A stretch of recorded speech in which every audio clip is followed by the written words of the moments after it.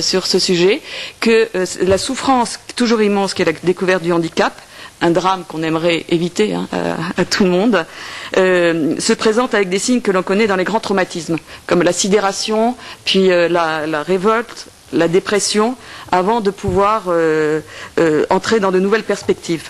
Et faute de pouvoir voir le visage du bébé, ça va être beaucoup plus difficile, cette annonce de handicap, avant la naissance. Et souvent on n'a pas le temps d'accuser le coup. Et puis l'IMG, ensuite dans ses retentissements, on va voir des mélanges de sentiments entre regret et sentiment d'avoir pris la bonne décision chez les couples. Et la résonance de l'IMG peut atteindre les enfants, la fratrie. Et ça nous est souvent remonté. Et je pense à cette femme qu'on a accompagnée et qui disait combien c'était difficile après une IMG d'avoir des relations normales avec sa petite fille qui avait 3 ans et qui a fini par une thérapie toutes les deux. Mais c'était parce que la souffrance était trop importante par rapport à cette grossesse qui avait été interrompue. J'ai un mot sur les pronostics de vie de brève durée, in utero, ou bien au moment après la naissance. On a vu qu'il y avait une tendance à présenter l'IMG souvent comme une issue évidente. Et nous avons plusieurs témoignages, comme pour des femmes qui ont continué la grossesse et attendu la fin naturelle, combien le deuil était plus serein. Et c'est vrai que nous encourageons, nous, à l'Alliance, quand c'est possible, des soins palliatifs pour des nouveau-nés, évidemment, voilà, si c'est possible et si c'est envisageable médicalement. Et ce que je voulais partager avec vous, c'est ce que nous expriment les femmes par rapport à la société. Et ça nous a semblé vraiment important ces dernières années. On note comment la diagnostic prénatale et les décisions, entre guillemets, individuelles d'IMG, présentées comme le résultat d'un dialogue singulier avec les personnes qui sont confrontées à ce handicap, cette annonce de handicap, ont une influence sur la collectivité. Et en tout cas, en termes de capacité d'accueil du handicap, quand il est suspecté ou décelé. Et on sent comme une culture qui se dessine et à laquelle les personnes finissent par se conformer, voire se soumettre à contre-cœur. Juste 2 exemples que je voulais vous partager. J'étais paniquée et me disais de quel droit avons-nous interrompu la grossesse, tout ça parce qu'elle est différente et que la société l'aurait rejetée, point d'interrogation.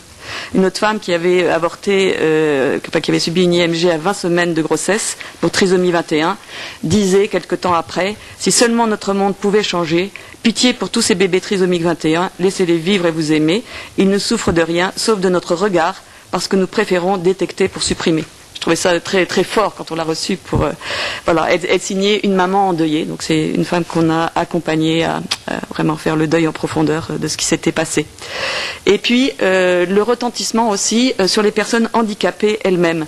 Xavier Mirabel a dit que nous avons dans notre association des personnes qui sont porteuses de handicap, qui auraient pu être détectées avant la naissance. Elles nous disent combien c'est difficile à elles de vivre. Pardon, je pense à une de nos responsables d'équipe qui a un spina bifida ou des personnes porteuses de myopathie et combien elles ont comme le contre-coup des conséquences du DPN et de la décision d'interruption médicale de grossesse sur leur propre handicap et qu'elles voient comme une difficulté par rapport à la légitimité de leur propre vie. Voilà, donc il y a 2 points qu'on voulait partager avec vous. En tout cas, c'est cet sentiment d'injonction sociale. Une femme a-t-elle encore le droit d'enfanter d'un enfant pas parfait? Et puis une certaine dérive sécuritaire qui a une sorte de principe de précaution qui s'est emballé ces dernières années et à force de laisser croire que la vie handicapée ne vaut pas la peine d'être vécue. On finit par empêcher beaucoup de naissances pour éliminer le plus possible le risque. Et on voit bien ce qui se passe comme dilemme chez les parents. Et peut-être juste pour vous partager aussi ce qui nous est remonté dans la fertilité par rapport à ce vécu et à la pratique de l'AMP. On constate un décalage entre ce qui est véhiculé par rapport aux prouesses et annonces par rapport à l'assistance médicale à la procréation et la manière dont c'est pratiqué et ces pratiques sont vécues au sein des couples.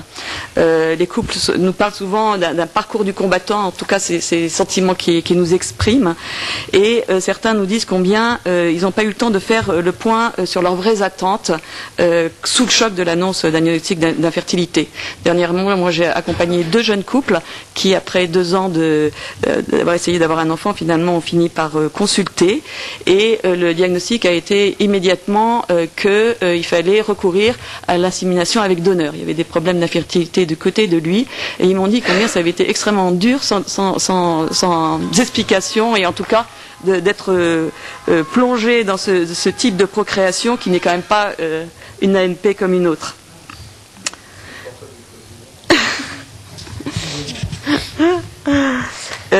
Les techniques nous sont reflétées comme éprouvantes, à la fois physiquement. Les femmes sont très éprouvées par ce changement dans leur corps, soit des maux de tête, des prises de poids, des perturbations de leur cycle, ou psychologiquement.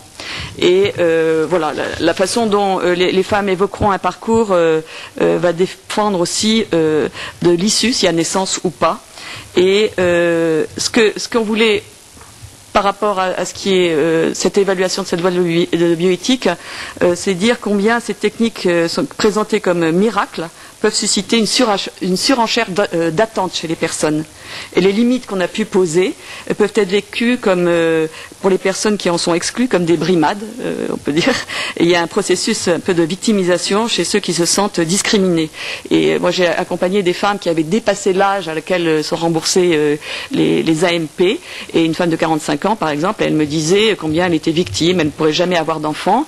Et elle voulait donner un enfant à son compagnon. Elle pensait que c'était sa manière de prouver son attachement. On a fait tout un travail aussi sur la fécondité. Et en disant qu'il y avait aussi d'autres types de fécondité, elle m'a dit c'est la première fois que j'entends ça. Et j'étais étonnée que c'est simplement dans un simple échange. On peut avoir aussi des refus de relations sexuelles même à l'intérieur des couples. On a eu des personnes qui nous demandaient si elles pouvaient avoir accès à la fécondation in vitro après des relations un peu traumatisantes.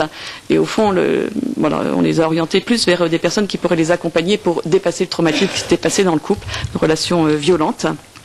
Ou de personnes célibataires aussi, qui aujourd'hui peuvent se sentir exclues puisqu'on a des capacités à éventuellement pouvoir leur donner un enfant alors qu'elles n'ont pas soit trouvé le père qui conviendrait, ou bien aussi, je me suis aperçue aussi des difficultés dans les relations sexuelles, et ça, il faut vraiment travailler sur ces blocages. Pour terminer, aussi, on a des personnes qui nous remontent des malaises par rapport aux embryons surnuméraires congelés dont ils ne savent pas très bien quelle issue donner. Et ça nous est apparu particulièrement ces dernières années puisque ça s'est multiplié. Et le devenir des embryons congelés peut provoquer une angoisse. C'est ce que je voulais vous dire par rapport à des parents qui nous disent, un homme disait par exemple, à chaque demande que nous recevons quant au devenir de ces embryons, nous sommes incapables de répondre. C'est lui et sa compagne. C'est trop lourd et inhumain de demander cela à des parents. Une femme qui témoignait d'un déplacement professionnel du couple dans un pays étranger, elle se sentait déchirée de laisser ses embryons en France. Et en fait, on a pris la mesure aussi de ce que, pour un certain nombre de parents, ce n'était pas rien, et que bien souvent, ils vont être mis devant des choix impossibles, et que ça demande, en tout cas, ça nous questionne sur le regard qu'on peut avoir sur les embryons. Merci beaucoup, Xavier Maraben. Merci. On pourrait disserter autour des paradoxes qui nous semblent évidents sur ces enjeux bioéthiques. Le plus évident pour nous, même si il n'est pas exactement dans les deux questions